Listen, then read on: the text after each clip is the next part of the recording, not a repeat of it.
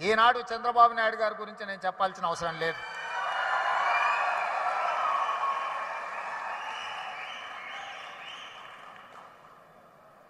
ఈ దేశంలో కాంగ్రెస్ పార్టీకి ఎదురే లేదు. బలమైన నాయకురాలుగా శ్రీమతి ఇందిరాగాంధీ గారిని ఎదుర్కొనే వాళ్ళే లేరు. అంత బలమైన నాయకత్వాన్ని అందిస్తున్నప్పుడు ఎన్టీ రామారావు గారు ప్రవేశపెట్టిన సంకీర్ణ రాజకీయాలే ఇవాళ దేశాన్ని ఏలుతున్న వాళ్లకు అవకాశాలు ఇచ్చినాయన్న సంగతి మరవకూడదు. రామ్మోహన్ రావు గారికి గుర్తుండి ఉండాలి, ఆనాడు తెలుగుదేశం భారతీయ జనతా పార్టీ పొత్తులో భాగంగా దేశంలో 2 సీట్లు బీజేపీ గెలిస్తే హనుమకొండ నుంచి పివి నరసింహారావు గారిని ఓడించిన బీజేపీ జంగారెడ్డి గారు తెలుగుదేశం మద్దతుతో గెలిచారు. దేశంలో 2 సీట్లు బీజేపీ గెలిచిన రోజు 1 సీటు గుజరాత్లో గెలిస్తే 2వ సీటు తెలంగాణలో తెలుగుదేశం పార్టీ ఎన్టీ రామారావు గారి మద్దతుతో గెలిచింది. నేషనల్ ఫ్రంట్ కావచ్చు, యునైటెడ్ ఫ్రంట్ కావచ్చు, ఎన్డీఏ కావచ్చు, ఎప్పుడెప్పుడు అధికారంలోకి వచ్చినా అప్పుడప్పుడు ఎన్టీఆర్ ఆలోచన సంకీర్ణ రాజకీయాలే ఈరోజు వాళ్ళందరూ కూడా అధికారంలో ఉండడానికి అవకాశం వచ్చింది. అందుకే ఈరోజు మిత్రులారా, మీరు రాణించే విషయంలో వ్యవసాయం నుంచి డాక్టర్లుగా, లాయర్లుగా, ఐటీ నిపుణులుగా, అమరావతి నుంచి సిలికాన్ వ్యాలీ వరకు మీ కృషిని ఎవరు కాదనలేరు. ఇవాళ సత్యనాదెన్ల నుంచి మొదలు పెడితే చాలామంది కొత్తగా వచ్చే పెద్ద పెద్ద మల్టీనేషనల్ కంపెనీలో సీఈఓలుగా మన వాళ్ళు చాలామంది ఉన్నారు. సరే, అమెరికాలో ఇక్కడ బహిరంగ సభ పెట్టిన దానికంటే పెద్ద ఎత్తున మా తానా సోదరులు సభలు పెడుతుంటారు. ప్రతి 2 సంవత్సరాలకు తప్పకుండా ఇప్పటివరకు ఎప్పుడూ నేను వెళ్తూనే కలుస్తూనే వస్తున్నా. అయితే ఈ సమావేశం కమ్మ గ్లోబల్ ఫెడరేషన్ ఒక మంచి సాంప్రదాయాలకు, సమాజానికి ఉపయోగపడే విధంగా ఈ హైదరాబాదు నగరాన్ని విశ్వనగరంగా మార్చడానికి అవసరమైన ప్రణాళికలలో మీరు భాగస్వాములు కావాలి. తెలంగాణ రాష్ట్ర ప్రభుత్వం మిమ్మల్ని ఆహ్వానిస్తుంది. మీలో ఉన్న నిపుణులను, మీలో ఉన్న నైపుణ్యాన్ని అన్ని రకాలుగా ప్రోత్సహించడానికి తెలంగాణ రాష్ట్ర ప్రభుత్వం సంసిద్ధంగా ఉంది. ఎలాంటి భేషజాలు అక్కర్లేదు. హైదరాబాదు నగరం ప్రపంచంతో పోటీ పడాలంటే ప్రపంచంలో రాణించిన కమ్మ సోదరులకు ఇక్కడ అన్ని రకాల అవకాశాలు కల్పించడానికి మా ప్రభుత్వం సిద్ధంగా ఉన్నది అని చెప్పి నేను ఈ వేదిక మీద నుంచి విజ్ఞప్తి చేస్తున్నా. మాకు భేషజాలు లేవు.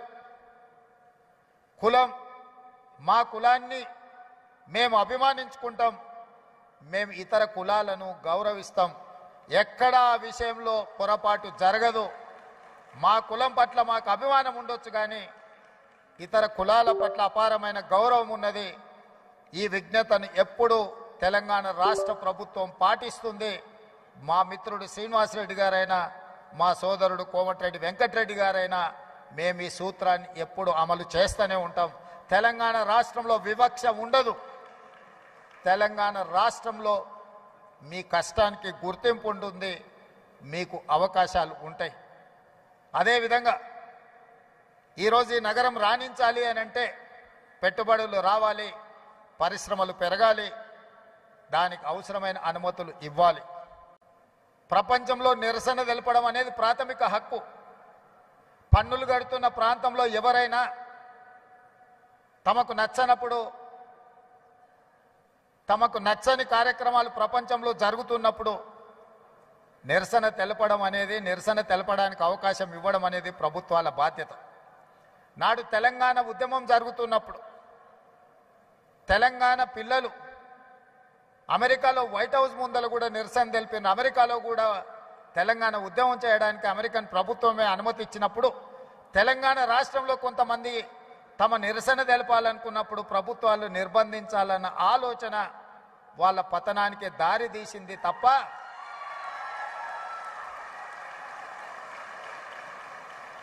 నిరసన అనేది one of the format of democracy. ప్రజాస్వామ్యంలో అది కూడా ఒక పద్ధతి. ఆ పద్ధతిని మేము నియంత్రిస్తాం, నిర్బంధిస్తాము అని అంటే దాని ఫలితాలు ఎట్లుంటాయో డిసెంబర్ 3, 2023 నాడు చూసారు.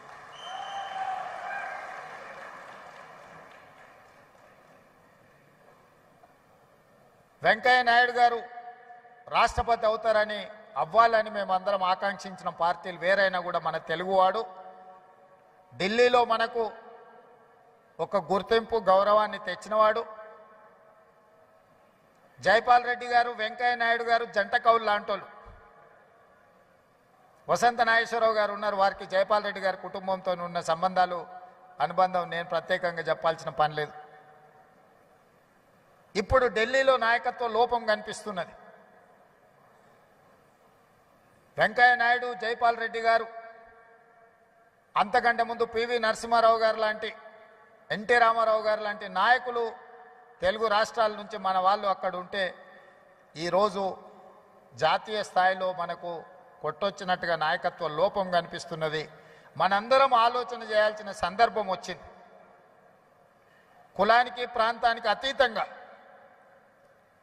మన తెలుగువారి యొక్క నాయకత్వం, తెలుగువారి యొక్క అభివృద్ధి కోసం పనిచేసే బలమైన నాయకత్వాన్ని ఢిల్లీలో మళ్ళీ రాణించాలి. అలా రాణించే నాయకులు ఎవరున్నా ప్రోత్సహించాలన్న ఆలోచన ఈ వేదిక మీద నుంచి మనందరం కూడా నిర్ణయం తీసుకోవాల్సిన అవసరం ఉన్నది.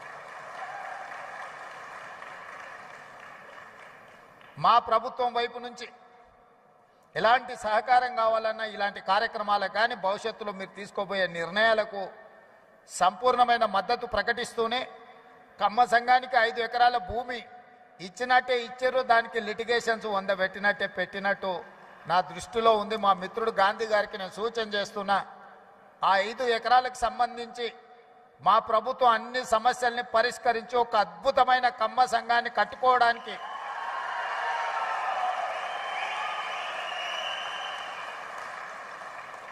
వేదిక మీద సివి రావు గారు ఉన్నారు. అమీర్పేట చౌరస్తాలో ఎప్పుడు చూసినా కమ్మ సంఘం సివి రావు గారు కనిపిస్తూనే ఉంటారు. అందుకే నేను మా మిత్రులందరికీ ప్రభుత్వం ఇచ్చిన 5 ఎకరాలకు సంబంధించిన సమస్యను పరిష్కరించి ఒక అద్భుతమైన కమ్మ సంఘాన్ని కట్టి, తద్వారా లక్షలాది మంది పేదలు, నిరుపేదలు ఎవరైతే కమ్మ సోదరులు ఉన్నారో, గ్రామీణ ప్రాంతాలలో విద్యకు దూరంగా, ఆర్థిక అభివృద్ధికి దూరంగా ఉన్నారో వాళ్ళందరినీ ఆదుకోవడానికి, అదేవిధంగా ఈ సమాజంలో అట్టడుగు వర్గాలైన దళితులు, గిరిజనులు, మైనారిటీలను ఆదుకోవడానికి మీరందరూ ముందుకు రావాలి. ఆ సంఘం భూ సమస్యను పరిష్కరించడమే కాకుండా నిర్మాణానికి అవసరమైన సహకారాన్ని మా రాష్ట్ర ప్రభుత్వం అందిస్తుంది అని చెప్పి ఈ కేజీఎఫ్ వేదిక మీద నుంచి మీకు అందరికీ నేను మాట ఇస్తున్నా. దీనికి సంబంధించిన భవిష్యత్ కార్యాచరణ కుసుమ్ కుమార్ గారు, గోపి, మన గాంధీ గారు వీళ్ళందరూ కలిసి ముందుకు వస్తే ఈ సమస్యల్ని రాష్ట్ర ప్రభుత్వం భూమికి సంబంధించిందంటే రెవెన్యూ మంత్రి గారిని కూడా అందుకే ఎంబడే తెచ్చిన, వారే పరిష్కరిస్తారు. రెవెన్యూ మంత్రి గారు ఇతర సమస్యలు ఏమన్నా ఉంటే, మున్సిపల్ అనుమతులకు సంబంధించింది ఉంటే ఆ శాఖ నా దగ్గరనే ఉంది. నిర్మాణానికి నిధులు కావాలంటే R&B శాఖ వెంకటరెడ్డి గారు ఇక్కడనే ఉన్నారు.